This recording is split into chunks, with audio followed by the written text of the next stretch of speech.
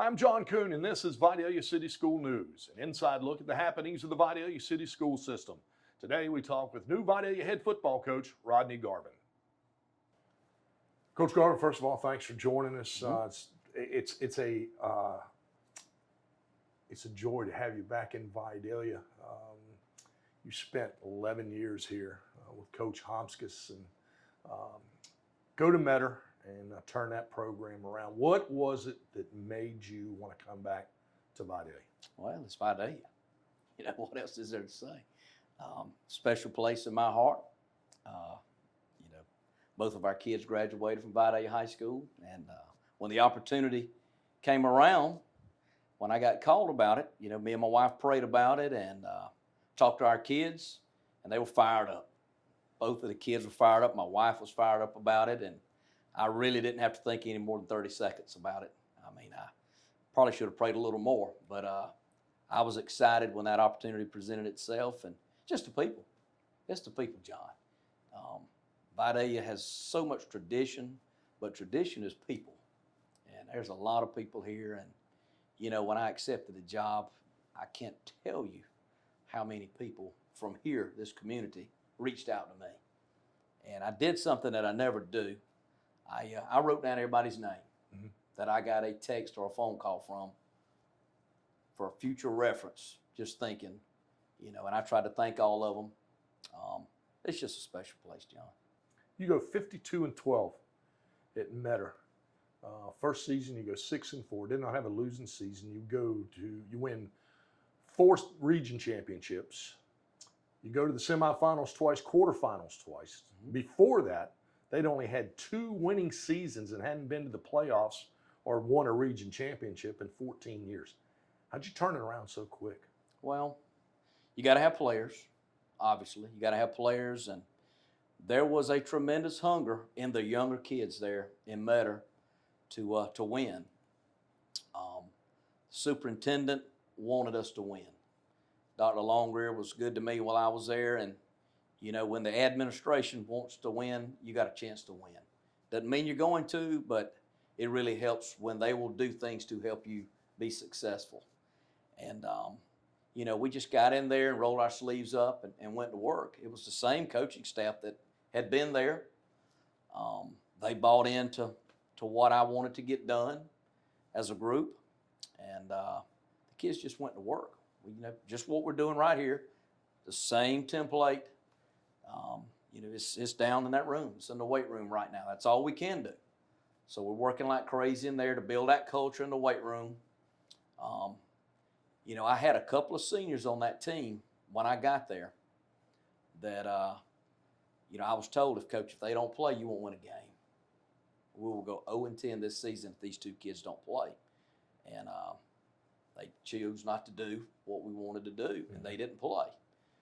And I think it woke up some of the others that, hey, and I had a really good football player. I had one really good player on that team who was going to be a senior. And he could have gone either way. And I was told he was going to go either way. And there was a day, I can remember, late March, I was probably 6 weeks in, kind of like right here, that we had to come to Jesus meeting. And it was going to go either way, and it went the right way. And he became my best player. And he's starting at West Georgia right now. You got to have those guys. And you got to have guys that believe in you. You got to believe in your plan. And we believe in what we're doing, so hopefully, we'll get it turned around here too. You talk about those players. You had 11 all-state players in your 5 years over there. In a school that size, that's kind of unheard of. So that means that you were having to pull not just football players, you were having to pull athletes to be able to get them on the football field. Right. I mean, I don't think there was a kid in the hallway, really, except for those 2 my first year who chose not to do. I don't think there was really kids in the hallway who probably would have helped us or played. I think we had everybody who wanted to play, who could help us, was playing. And, the ones who made All-State, I didn't realize we had that many. I think we might have had about that many signed at some division, some level of football. But, I had a 3-time All-State linebacker who was 5'5", 180 pounds, who was as good as anybody I coached over there. So size doesn't matter. You know, he's not going to play college football, but he was just a good high school football player. And it took time for us to develop those kids. And they had natural ability. We just had to get it out of them. And they just love playing football on Friday nights in Metter. And we got to get these kids loving playing football for Vidalia on Friday nights like they did when I was here for 11 years. You know, when I got here with Lee, it was a struggle early. Mm-hmm. You know, I think we went 5-5, 4-6. Third year we got in the playoffs, went 7-4, lost over in Appling County. It took year 4 to get in the playoffs and win a game. Mm-hmm. So it's going to be a process. And we had some athletes here that first time, and we got to developing them, and we had a pretty good run there right in the middle of our run together here. So it takes time, but the bones are here. You know, the bones are here. They just have to be willing to put in that work. 11 years with Lee here Mhm. at Vidalia, 2 years at a school we won't talk about because he made me not say that. Oh, with him, yes. With him. So, Yeah. and I made that promise. I would never mention that. But you guys were together 13, 14 years. Mhm. You talk about a template. That was probably head coach, defensive coordinator, as good a mesh as you could get in any situation. But you told me when you started to leave and take the job in Metter, ultimately you just wanted to be a head coach. The mesh that you guys had, how tough was that decision looking back 5 years ago? Oh, it was tough to leave Lee, and we go back all the way back to the 1990s. You know, together, and I was student teaching, and at Scriven County when Lee was coaching there.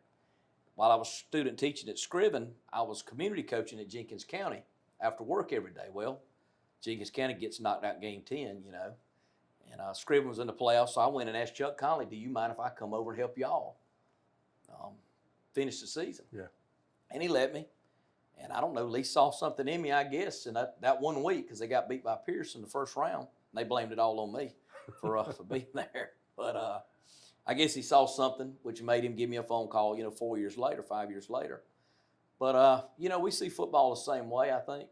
He maybe likes to throw it a little bit more than me. Make sure he hears that. You know, we think about the same things. Defense wins football games. You got to be solid in special teams. And we have a lot of the same philosophies of how you're supposed to do this.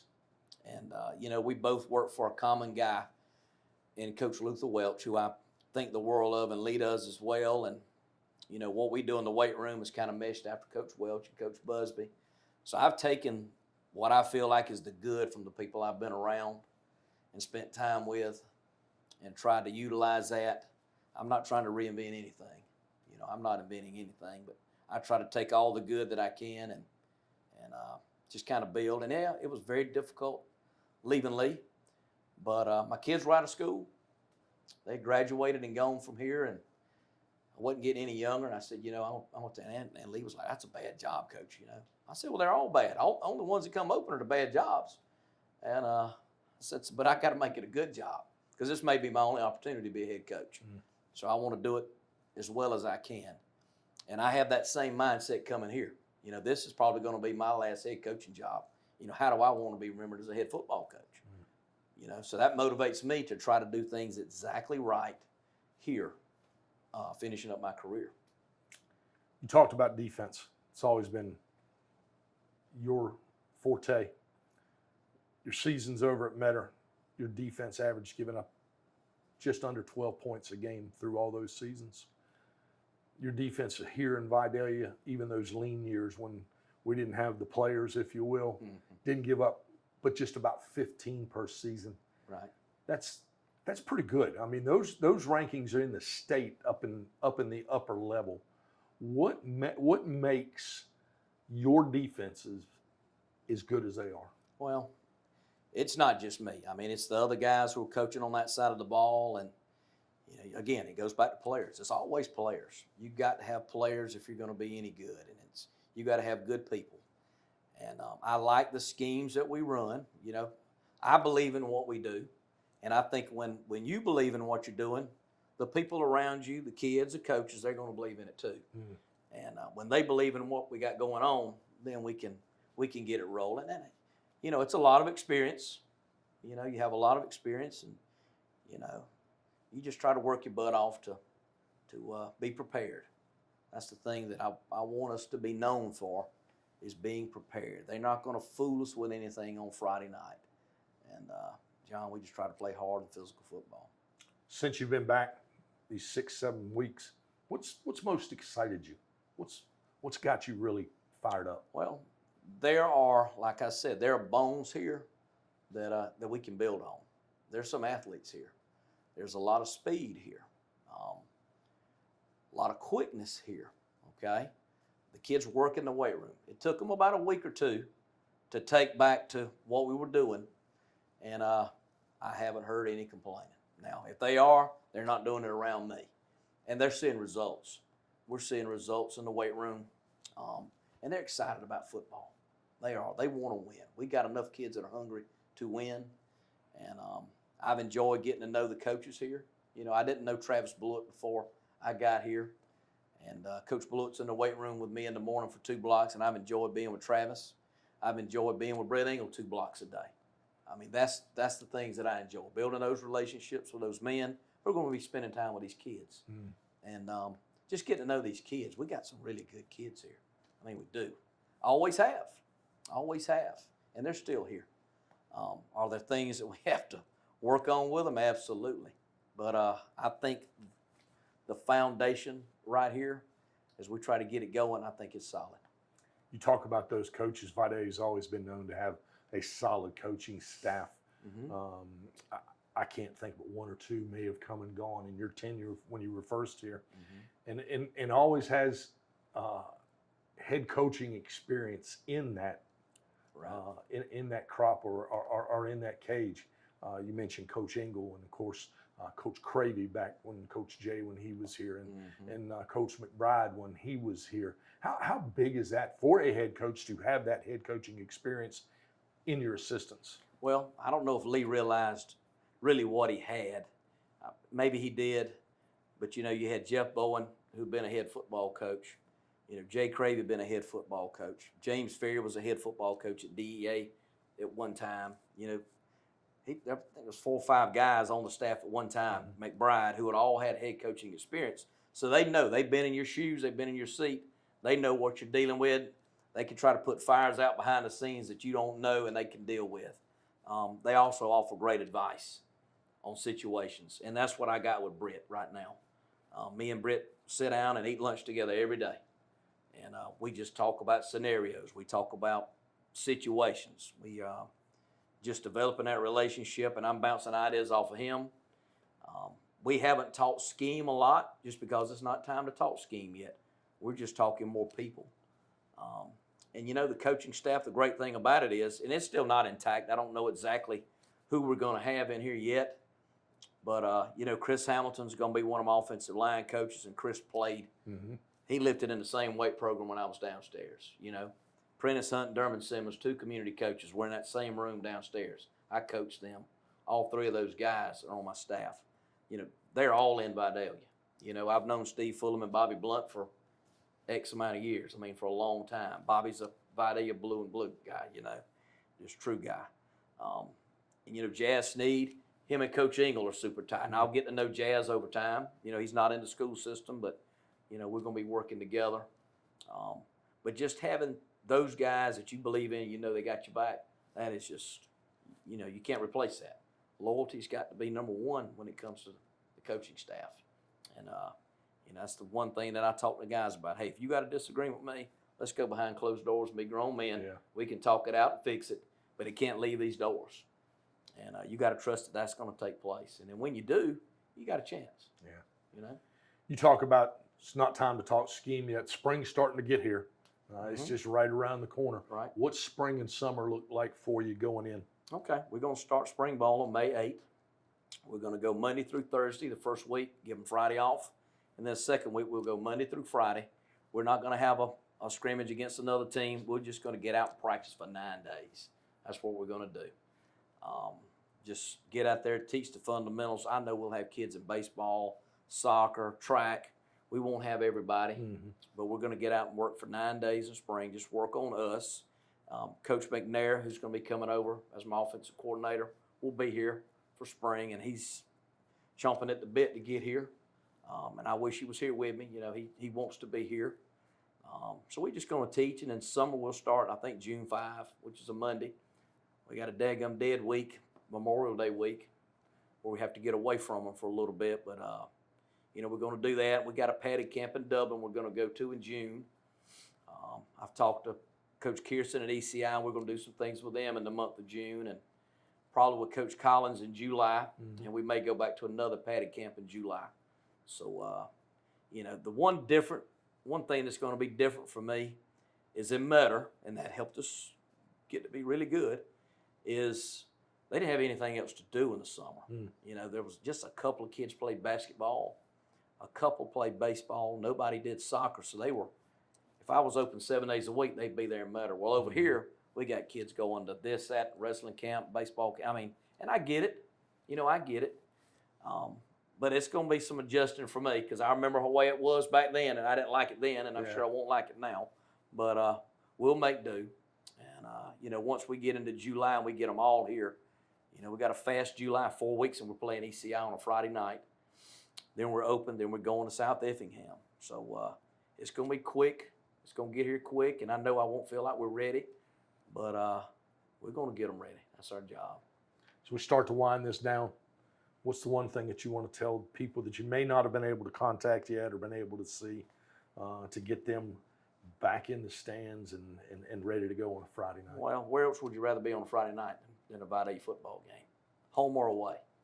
I mean, we got tradition. Tradition was built on people. You got to have people put in the seats. Come support these kids. You know, come support these kids. It's not about Coach Garvin. It's not about Coach Garvin. You know, I had somebody saying something about, you know, with Coach Cravey. There's one Coach Cravey.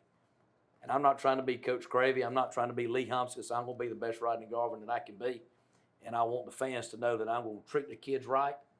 And the coaches are going to treat the kids right. And we're going to try to squeeze every bit of athletic ability out of their kids. And we want them to come watch these kids. I mean, the kids, they love to see fans in the stands. You know, they want to see fans in the stands. And I want our fans to outdo the other fans every Friday night. And we just need the support, you know. And I'm proud to be a Vide Indian. Yeah, well, we're proud that you are a Vide Indian. We're glad to have you back. There's no doubt about it. Let's have a little fun.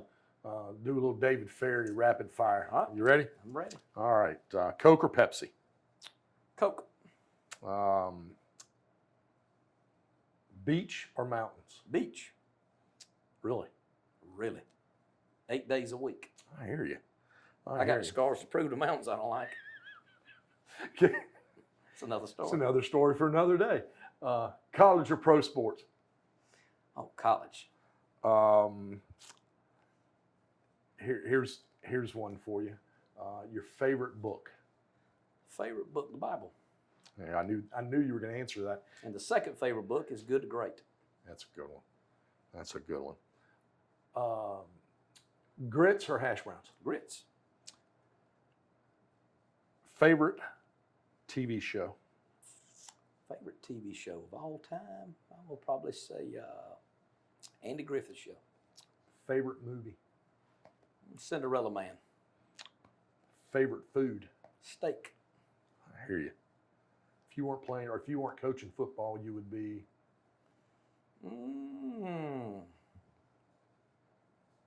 Playing golf at the beach, eating a steak when it's over. That's pretty good. That's pretty good. How long is it going to take us to win a region championship? 11 months.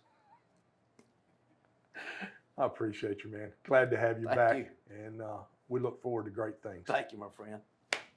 Thank you.